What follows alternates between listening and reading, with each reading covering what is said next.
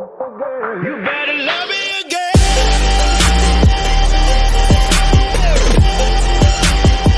You better love me again.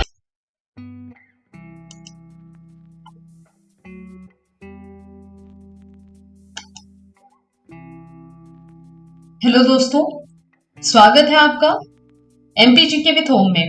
आज हम राष्ट्रीय मानवाधिकार आयोग एवं राज्य मानवाधिकार आयोग के बारे में बहुत ही डिटेल से डिस्कशन करेंगे।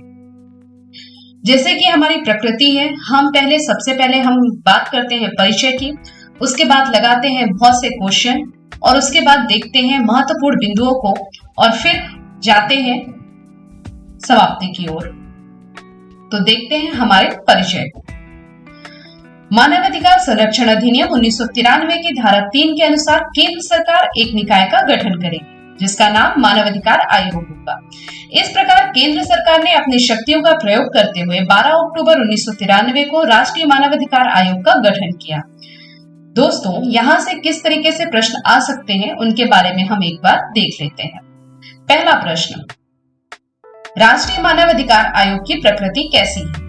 तो दोस्तों, इसकी प्रकृति वैधानिक है क्योंकि इसका संविधान में कहीं पे भी उल्लेख नहीं किया गया है और इसको अधिनियम 1993 के तहत बनाया गया है। इसकी गठन करने की शक्ति किसके पास है? तो इसे गठन करने की शक्ति केंद्र सरकार के पास है। केंद्र सरकार ने अपनी शक्तियों का प्रयोग करते हुए इसे कब बनाया या कब गठन किया? तो इसका गठन 12 अक्टूबर 1993 को किया गया। बढ़ते हैं अगले स्लाइड की ओर। आयोग की संरचना। एक अध्यक्ष जो उच्चतम न्यायालय का मुख्य न्यायाधीश या कोई अन्य न्यायाधीश रहा हो, एक सदस्य जो उच्चतम न्यायालय का न्यायाधीश है या रहा हो, एक सदस्य जो किसी उच्च न्यायालय का मुख्य न्यायाधीश है या रहा हो, 3 सदस्य जिनमें से कम एक सदस्य महिला हो, जो ऐसे व्यक्ति में से नियुक्त की जाएगी जिन्हें मानवाधिकार से संबंधित विशेष ज्ञान या व्यवहारिक अनुभव प्राप्त होगा। राष्ट्रीय पिछड़ा वर्ग आयोग, राष्ट्रीय अल्पसंख्यक आयोग, राष्ट्रीय बाल अधिकार संरक्षण आयोग, राष्ट्रीय अनुसूचित जाति आयोग, राष्ट्रीय अनुसूचित जनजाति आयोग, राष्ट्रीय महिला आयोग के अध्यक्ष तथा दिव्यांगजनों के लिए मुख्य आयुक्त कृतियों का निर्वहन करने के लिए आयोग के सदस्य समझे जाएंगे।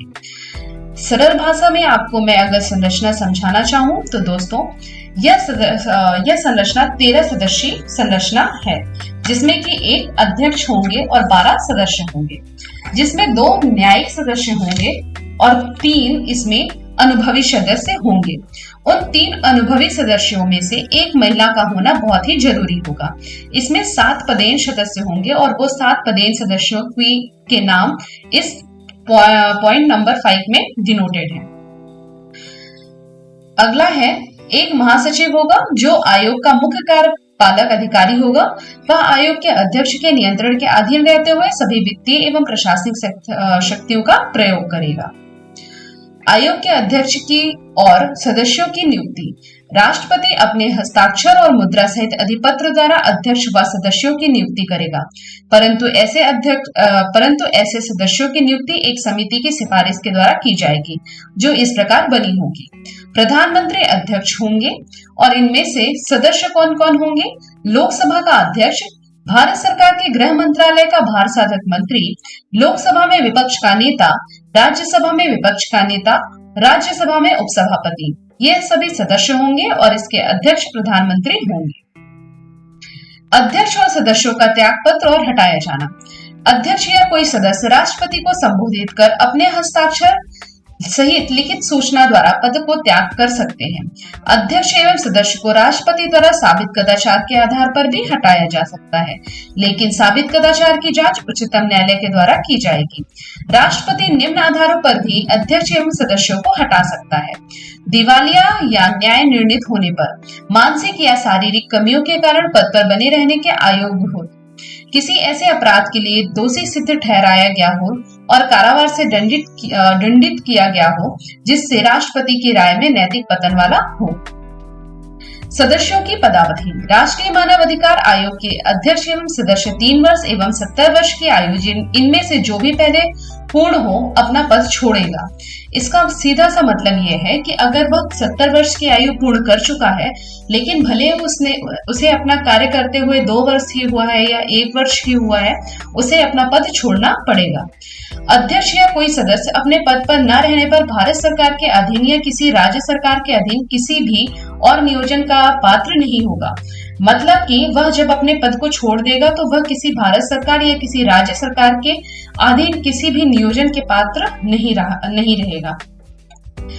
राज्य मानव अधिकार आयोग राज्य मानव अधिकार संरक्षण अधिनियम 1993 की धारा 21 के अनुसार राज्य मानव अधिकार आयोग का गठन करेगी। मध्य प्रदेश राज्य मानव अधिकार आयोग का गठन 13 सितंबर 1995 को भोपाल में किया गया। संरचना, एक अध्यक्ष जो किसी उच्च न्यायालय का मुख्य न्यायाधीश होगा या रहा होगा। एक सदस्य जो किसी उच्च न्यायालय का न्यायाधीश है या रहा है या राज्य में जिला न्यायालय का न्यायाधीश है या रहा है, उसे जिला न्यायाधीश के रूप में कम से कम 7 वर्ष का अनुभव है। एक सदस्य जो ऐसे व्यक्तियों में से नियुक्त किया जाएगा जिन्हें मानव अधिकार से संबंधित विषयों का ज्ञान हो। अगर संरचना के बारे में हम बहुत अच्छे से जानने की कोशिश करें तो दोस्तों कुछ नहीं, इसमें सिर्फ 3 सदस्य होते हैं, जिसमें से एक व्यक्ति अध्यक्ष होता है, एक ऐसा व्यक्ति होता है जो कि उच्च न्यायालय का न्यायाधीश हो या फिर किसी जिला न्यायालय का न्यायाधीश हो और उसे उस जिले न्यायाधीश के रूप में 7 वर्ष का अनुभव प्राप्त हो, या फिर और तीसरा सदस्य ऐसा हो जिसे मानव अधिकार से संबंधित विषयों के बारे में ज्ञान हो। अगला एक सचिव होगा जो राज्य आयोग का प्रमुख कार्यपालक अधिकारी होगा और उसे राज्य आयोग की सभी प्रशासनिक और वित्तीय शक्तियों का प्रयोग अध्यक्ष के अधीन रहते हुए करना होगा। राज्य आयोग के अध्यक्ष एवं सदस्यों की नियुक्ति, राज्यपाल द्वारा अपने हस्ताक्षर और मुद्रा सहित अधिपत्र द्वारा अध्यक्ष और सदस्यों की नियुक्ति की जाएगी, परंतु सदस्यों की नियुक्ति एक समिति की सिफारिश के आधार पर होगी। मुख्यमंत्री इसके अध्यक्ष होंगे। विधानसभा का अध्यक्ष सदस्य होगा। राज्य के गृह विभाग का भार साधक मंत्री सदस्य होंगे। विधानसभा के विपक्ष के नेता सदस्य होंगे। ऐसे राज्य जहां विधान परिषद है, उस विधान परिषद का सभापति और विपक्ष के नेता भी इसके सदस्य होंगे। आइए देखते हैं राज्य मानवाधिकार आयोग के अध्यक्ष और सदस्यों की पदावधि कितनी होती है। तो दोस्तों इनकी पदावधि भी उतनी ही होती है जितनी राष्ट्रीय मानवाधिकार आयोग के सदस्यों की होती है, मतलब कि 3 वर्ष और 70 वर्ष की अवधि ही होती है। और यह भी इनके भी अध्यक्ष और सदस्य अपने पद पर न रहने पर किसी भी राज्य की सरकार के अधीन या भारत सरकार के अधीन किसी भी नियोजन के पात्र नहीं होंगे। बढ़ते हैं महत्वपूर्ण प्रश्नों की ओर। तो पहला प्रश्न आप सभी के सामने है, केंद्र सरकार ने अपनी शक्तियों का प्रयोग करते हुए राष्ट्रीय मानवाधिकार आयोग का गठन कब किया? 10 अक्टूबर 1993 को, 12 अक्टूबर 1993 को, या 10 अक्टूबर 1991 या 12 अक्टूबर 1991 को? तो दोस्तों इसका सही आंसर होगा केंद्र सरकार ने अपनी शक्तियों का प्रयोग करते हुए 12 अक्टूबर 1993 को राष्ट्रीय मानवाधिकार आयोग का गठन किया और यह अधिनियम 1993 की धारा 3 के अनुसार गठित किया गया है। बढ़ते हैं अगले प्रश्न की ओर। राष्ट्रीय मानवाधिकार आयोग के अध्यक्ष बनने हेतु कौन सी निहरता होनी चाहिए? पहली, उच्चतम न्यायालय का न्यायाधीश, उच्चतम न्यायालय का मुख्य न्यायाधीश, उच्च न्यायालय का मुख्य न्यायाधीश या कोई अनुभवी व्यक्ति। तो दोस्तों पहला ऑप्शन अगर देखा जाए उच्चतम न्यायालय का न्यायाधीश, तो यह सदस्य के लिए योग्यता होती है। बी ऑप्शन देखा जाए तो उच्चतम न्यायालय का मुख्य न्यायाधीश, यह अध्यक्ष के लिए योग्यता होती है, तो इसका सही आंसर होगा बी। और सी अगर देखा जाए उच्च न्यायालय का मुख्य न्यायाधीश, तो यह भी सदस्य के लिए योग्यता होती है, या कोई अनुभवी व्यक्ति, तो यह भी जो है तो सदस्य के लिए योग्यता होती है। तो इसका सही आंसर होगा अध्यक्ष के लिए उच्चतम न्यायालय का मुख्य न्यायाधीश होना चाहिए, इसका सही आंसर बी होगा। महासचिव किसके अधीन अपनी शक्तियों का प्रयोग करता है? राष्ट्रपति, प्रधानमंत्री, अध्यक्ष या उपाध्यक्ष? तो दोस्तों जो महासचिव है वह आयोग के अध्यक्ष के नियंत्रण के अधीन रहते हुए सभी प्रशासनिक और वित्तीय शक्तियों का प्रयोग करता है, तो इसका सही आंसर होगा अध्यक्ष। बढ़ते हैं अगले प्रश्न की ओर। सदस्यों की नियुक्ति के लिए एक समिति की सिफारिश की जाती है, इसका अध्यक्ष कौन होता है? लोकसभा का अध्यक्ष, राज्यसभा में विपक्ष का नेता, राज्यसभा का उपसभापति या प्रधानमंत्री? तो इसका अध्यक्ष होता है प्रधानमंत्री। और अन्य सदस्य कौन कौन होते हैं, आइए उन्हें भी एक बार देख लेते हैं। अन्य सदस्य होते हैं लोकसभा का अध्यक्ष, भारत सरकार के गृह मंत्रालय का भार साधक मंत्री, लोकसभा में विपक्ष का नेता, राज्यसभा में विपक्ष का नेता और राज्यसभा का उपसभापति। बढ़ते हैं अगले प्रश्न की ओर। अध्यक्ष और सदस्य अपना त्यागपत्र किसे देते हैं? उच्चतम न्यायालय के न्यायाधीश को, उच्चतम न्यायालय के मुख्य न्यायाधीश को, प्रधानमंत्री को या राष्ट्रपति को? तो दोस्तों इसका सही आंसर होगा राष्ट्रपति को। राष्ट्रपति को अध्यक्ष और सदस्य अपना त्यागपत्र किसी भी समय दे सकते हैं। राष्ट्रपति साबित कदाचार के आधार पर हटा सकता है। तो साबित कदाचार की जांच किस न्यायालय द्वारा की जाती है? उच्च न्यायालय द्वारा, उच्चतम न्यायालय द्वारा, सिविल न्यायालय द्वारा या जिला न्यायालय द्वारा? तो इसका सही आंसर होगा कि उच्चतम न्यायालय द्वारा। जांच किसकी कहां पे होती है? उच्चतम न्यायालय द्वारा। इस बात को आप हमेशा ध्यान रखिएगा, मामला राज्य मानवाधिकार आयोग का हो या राष्ट्रीय मानवाधिकार आयोग का हो, जांच हमेशा उच्चतम न्यायालय में ही होगी। बढ़ते हैं अगले प्रश्न की ओर। राष्ट्रीय मानवाधिकार एवं राज्य मानवाधिकार आयोग के सदस्य किस वर्ष तक अपने पद पर रहते हैं? 3 वर्ष एवं 65 वर्ष, 5 वर्ष एवं 70 वर्ष, 5 वर्ष एवं 65 वर्ष, 3 वर्ष एवं 70 वर्ष?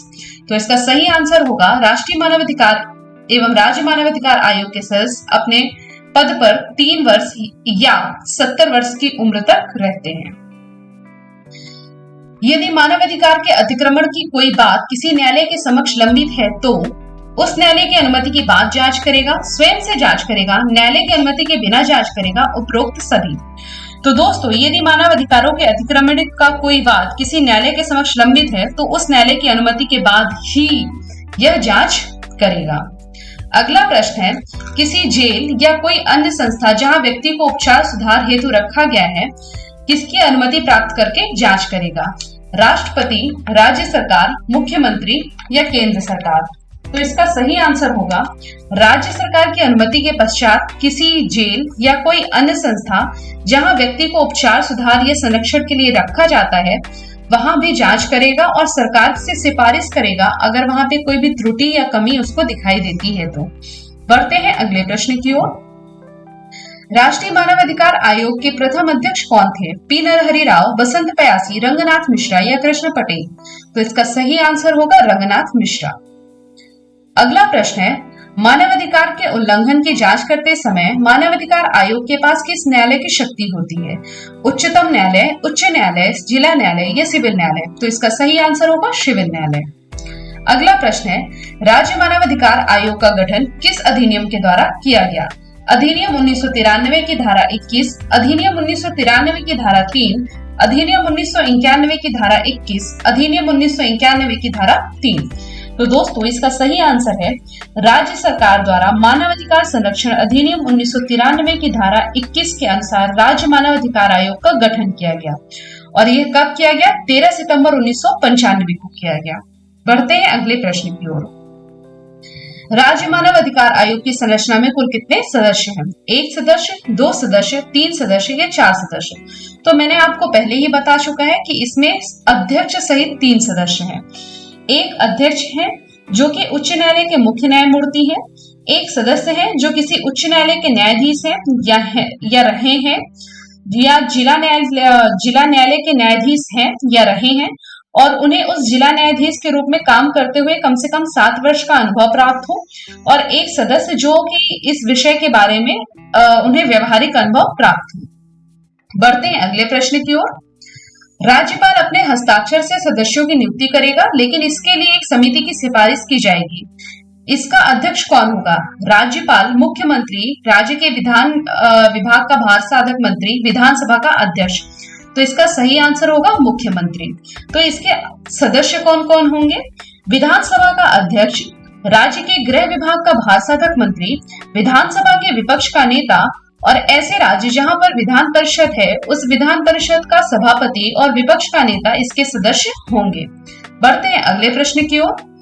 राज्य आयोग के अध्यक्ष एवं सदस्यों को साबित कदाचार के आधार पर राष्ट्रपति के आदेश द्वारा हटाया जाएगा, किंतु साबित कदाचार की जांच किसके द्वारा की जाएगी? उच्च न्यायालय द्वारा, उच्चतम न्यायालय द्वारा, जिला न्यायालय द्वारा या सिविल न्यायालय द्वारा?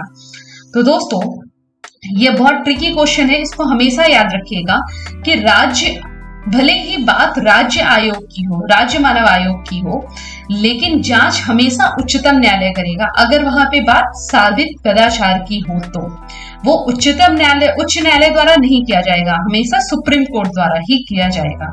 तो राज्य आयोग के अध्यक्ष एवं सदस्यों को साबित कदाचार के आधार पर राष्ट्रपति के आदेश के द्वारा हटाया जाएगा, किंतु साबित कदाचार की जांच उच्चतम न्यायालय के द्वारा ही की जाएगी। बढ़ते हैं अगले प्रश्न की ओर। मानवाधिकार आयोग का मुख्यालय कहाँ है? राष्ट्रीय मानवाधिकार आयोग का मुख्यालय कहाँ है? दिल्ली, मुंबई, चेन्नई या कोलकाता? तो इसका सही आंसर होगा दिल्ली में है। बढ़ते हैं अगले प्रश्न की ओर। मध्य प्रदेश राज्य मानव अधिकार आयोग का अधिकार भवन का नाम क्या है?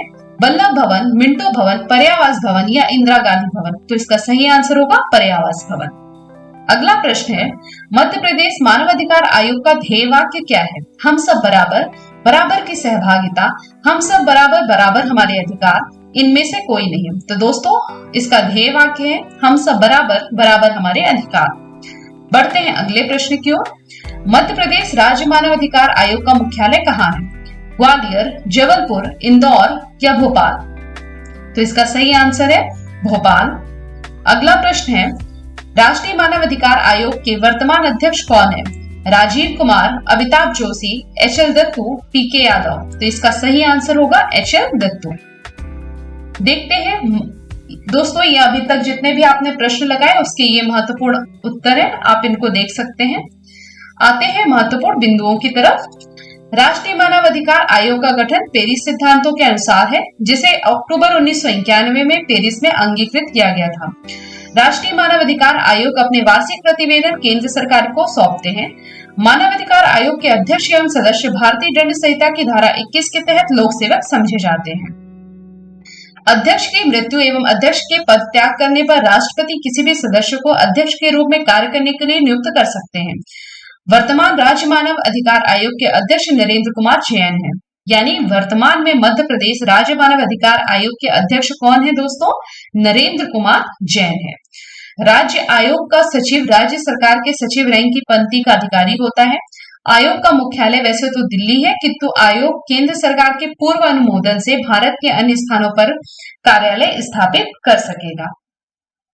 इस प्रकार यह टॉपिक हमारा समाप्त होता है।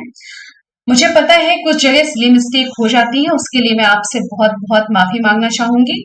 और अगर आपको यह वीडियो पसंद आया हो तो प्लीज लाइक, शेयर और कमेंट करना बिल्कुल भी मत भूलिए, और सब्सक्राइब करना तो बिल्कुल भी मत भूलिएगा। प्लीज आपकी सपोर्ट, आपका लाइक और आपका शेयर ही मुझे इनकरेज करता है नए वीडियो बनाने के लिए, तो प्लीज ये करना मत भूलिएगा। Thank you. होप आप सबको पसंद आया हो।